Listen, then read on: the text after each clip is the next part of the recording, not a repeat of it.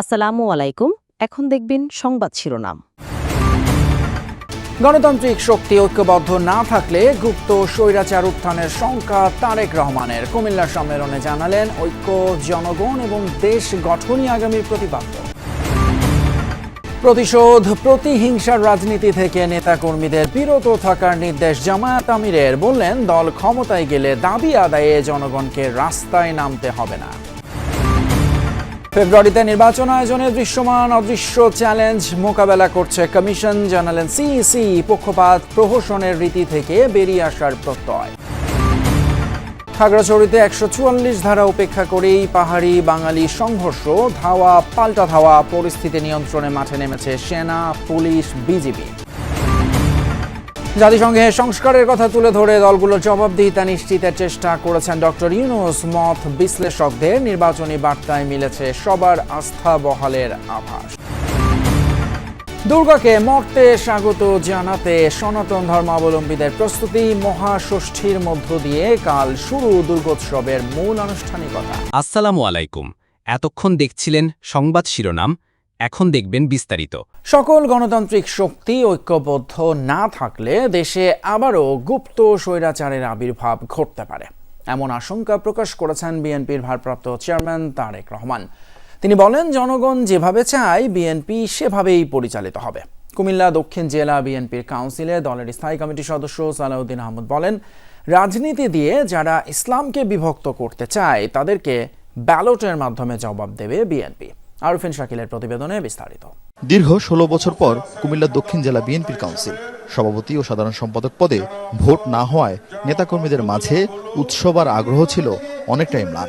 বিনা প্রতিদ্বন্দ্বিতায় সভাপতি হন বর্তমান আহ্বায়ক জাকারিয়া তাহের সুমন ও সদস্য সচিব আশিকুর রহমান মাহমুদ ওয়াসিম। কুমিল্লার ১৭টি উপজেলার মধ্যে 10টি উপজেলা ও 4টি পৌরসভা নিয়ে দক্ষিণ জেলা বিএনপির সাংগঠনিক বিস্তৃতি। নগরীর টাউন হল মাঠে কাউন্সিলে যোগ দেন 14 ইউনিটের 1414 জন কাউন্সিলর। দীর্ঘ 1.5 দশক ধরে কেন্দ্র ঘোষিত ধারাবাহিক কমিটি দিয়ে দল পরিচালিত হলেও এবার সীমিত পরিসরে নেতা নির্বাচনের সুযোগ পেয়ে উচ্ছ্বসিত তৃণমূল। তারেক রহমান যেভাবে আমাদেরকে নির্দেশ দিবেন ওভাবে আমরা আমাদের গ্রামে, আমাদের এলাকা, আমাদের পাড়ায়, যার যার জায়গা থেকে আমরা কাজ করব। যারা বিএনপির দায়িত্ব পাবে তারা অবশ্যই সবাই সাথে সম্মিলিতভাবে তারা দায়িত্ব পালন করে, সবাইকে মিলেমিশে দায়িত্ব পালন করবে। যদি আমরা ঐক্যবদ্ধ না হই প্রিয় ভাই বোনেরা, তাহলে বলা যায় না, হয়তো আগামী দিনে গুপ্ত স্বৈরাচারের আবির্ভাব হতে পারে দেশে। কাজে এই গুপ্ত স্বৈরাচার থেকে দেশকে রক্ষা করতে হবে, দেশের মানুষকে রক্ষা করতে হবে। তারেক রহমান বলেন, দেশ থেকে ডাকাত বিতাড়িত হয়েছে, রাষ্ট্র বিনির্মাণে এখন শুধু সম্মেলন করে নয়, ছোট ছোট টিম করে বাড়ি বাড়ি যেতে হবে, জানতে হবে মানুষ কি চায়।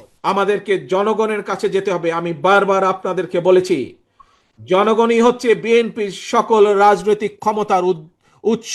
কাজেই সেই জনগণকে আমাদের সাথে থাকতে হবে, জনগণের সাথে থাকতে হবে, জনগণকে সাথে রাখতে হবে।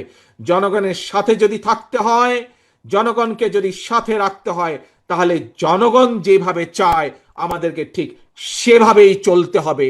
আইন হাতে তুলে নেয়া, মামলা, বাণিজ্য এবং প্রতিশোধের রাজনীতি থেকে বিরত থাকতে নেতাকর্মীদের নির্দেশ দিয়েছেন জামায়াতে ইসলামের আমির ডক্টর শফিকুর রহমান।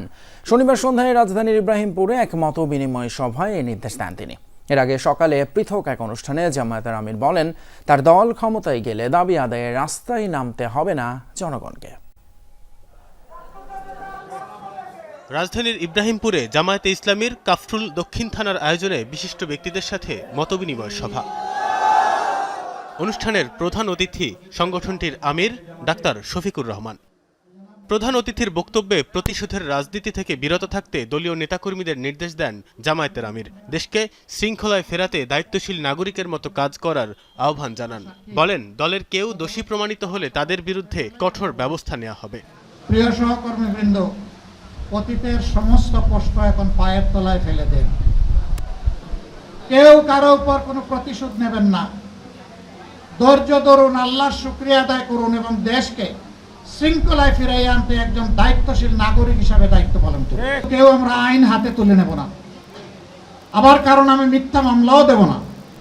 যে মৌসুম পেয়েছি, এখন ইচ্ছা মতো মিথ্যা মামলা শত শত দিয়ে এখন মামলা বাণিজ্য করে কিছু কামাই করে নেই, না, এ কাজও আমরা করবো না, এটাও হারাম।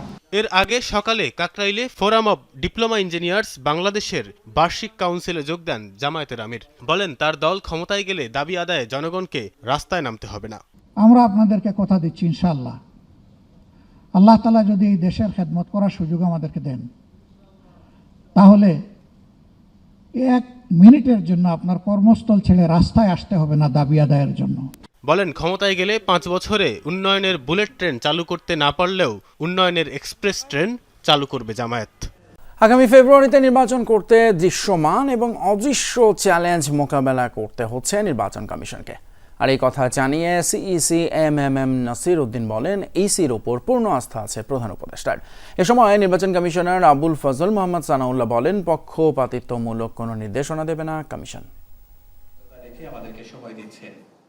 সারা দেশ থেকে আসা নির্বাচন কর্মকর্তাদের নিয়ে নির্বাচন ভবনে সম্মেলন। জাতীয় নির্বাচনে রিটার্নিং ও সহকারী রিটার্নিং অফিসার হিসাবে নির্বাচন কমিশনে কর্মকর্তাদের নিয়োগের দাবি জানানো হয় সম্মেলনে। আমাদের সর্বোচ্চটুকু দিয়ে চেষ্টা করব একটি অবাধ, সুষ্ঠু, নিরপেক্ষ নির্বাচন অনুষ্ঠানে। কমিশনাররা জানান, সততার সঙ্গে কাজ করলে নির্বাচন কর্মকর্তাদের দাবি পূরণ হবে। বিগত সময়ে নির্বাচন কর্মকর্তারা সঠিক দায়িত্ব পালন করেনি, অনেকে অতি উৎসাহী ছিলেন। এবার এমনটা হবে না বলেও জানান কমিশনাররা।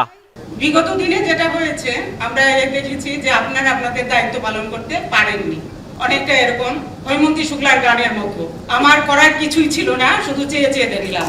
কিন্তু এইবার হবে উল্টোটা, মানে চেয়ে চেয়ে দেখার আর সময় আপনাদের থাকবে না, আপনারা খালি করতেই থাকবেন। এই নির্বাচন কমিশন কখনোই আপনাদেরকে পক্ষপাতিত্বমূলক দুষ্ট কোনো নির্বাচনের কোনো ইনস্ট্রাকশন দিবে না।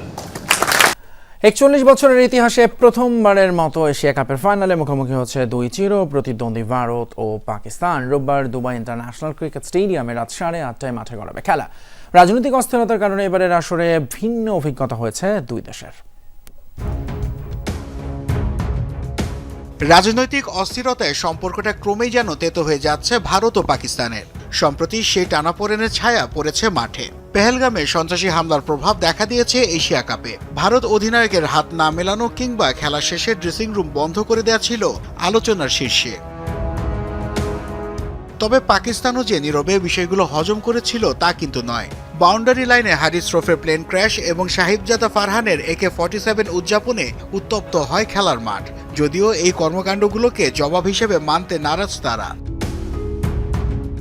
মাঠে অঙ্গভঙ্গি যাই হোক না কেন, খেলায় অবশ্য চির প্রতিদ্বন্দ্বীদের চেয়ে বেশ এগিয়ে ভারত। সবশেষ 4 টি-20তেই পাকিস্তানকে হারিয়েছে তারা।